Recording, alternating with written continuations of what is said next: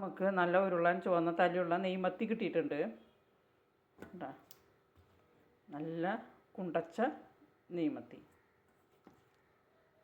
കണ്ട, നല്ല നെയ്മത്തി കിട്ടിയിട്ടുണ്ട്.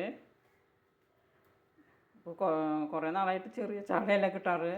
ഇന്ന് നല്ല കുണ്ടച്ച നെയ്മത്തി കിട്ടിയിട്ടുണ്ട്. അത് നമുക്ക് ഉച്ചയ്ക്ക് വറക്കുകയും ചെയ്യാം. കുരുമുളക് ഇട്ട് വറ്റിക്കുക, കുരുമുളക് ഇട്ട് വറക്കുക. ആദ്യം നമ്മളത് നുറുക്കിയെടുക്കാം. ചാള കുരുമുളക് ഇട്ട് വറ്റിക്കാനായിട്ട് ചട്ടിയിലല്ല വയ്ക്കുന്നത്, സ്റ്റീലിൻ്റെ ഒരു പാത്രത്തിലാണ്. 2 തക്കാളി, ഒരു കാഭാഗം സബോള, കറിവേപ്പില, പച്ചമുളക്, ഇഞ്ചി, ഇതൊക്കെ ഇതിലിട്ട് നല്ലോണം കൂട്ടി യോജിപ്പിച്ചു. അതിലേക്ക് 1/4 ടീസ്പൂൺ മഞ്ഞൾപ്പൊടി, ആവശ്യത്തിന് ഉപ്പ്, പേരിന് കുറച്ച് മുളകും പൊടി, ബാക്കി കുരുമുളകും പൊടിയാണ് ചേർക്കുന്നത്.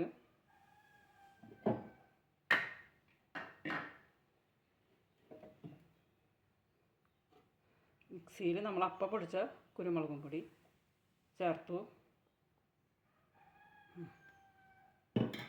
ഇനി അതിലേക്ക് പുളി പിഴിഞ്ഞ വെള്ളം ചേർക്കാം.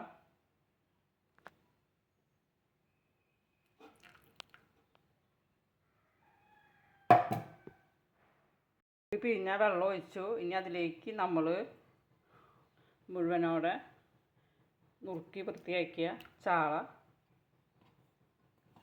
ചേർത്തു. ഞാൻ നല്ലോണം മിക്സ് ചെയ്ത് കൊടുക്കാം.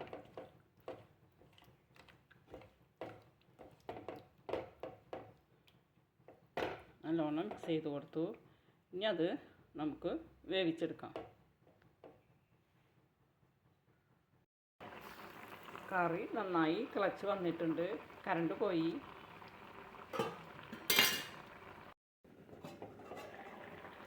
കറി നന്നായി തിളച്ച് വന്നിട്ടുണ്ട്. ഇനി നമുക്കത് ചെറുതീയിലിട്ടിട്ട് വേവിക്കാം. നന്നായി വറ്റിച്ചെടുക്കണം, തീരെ ചാറില്ലാതെ. അപ്പോൾ നല്ല ടേസ്റ്റാണ് അങ്ങനെ ചെയ്ത് കഴിഞ്ഞാൽ. നമ്മളുടെ മീൻ കറി നല്ലോണം വറ്റി വന്നിട്ടുണ്ട്. ഇനി നമുക്കതിലേക്ക് കുറച്ച് പച്ച വെളിച്ചെണ്ണ ഒഴിച്ചു. നല്ലോണം വറ്റി വന്നിട്ടുണ്ട് മീൻ കറി. നല്ലോണം വറ്റിയിട്ട് നല്ല തിക്ക് ചാറായിട്ട് കണ്ട, തൊട്ട് കൂട്ടാൻ പറ്റുന്ന രീതിയിലുള്ള തിക്ക് ചാറായിട്ട് ആണ് അത് വന്നിരിക്കുന്നത്.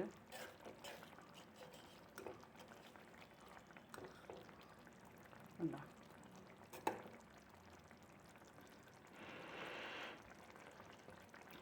Super taste. എല്ലാവരും ട്രൈ ചെയ്ത് നോക്കണം. നെയ്മത്തി കിട്ടുമ്പോൾ ഇതുപോലെ.